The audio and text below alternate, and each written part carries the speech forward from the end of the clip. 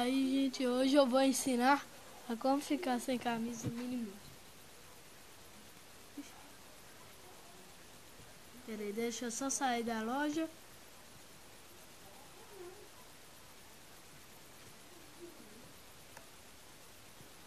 Aí você que já tá com uma camisa, você pega. Aí você já tá com uma camisa, aí você tem que comprar regata listrada. Esse aqui. Olha ali, aparecendo ali. Aí você compra ela, aí depois você remove a camisa que você tá.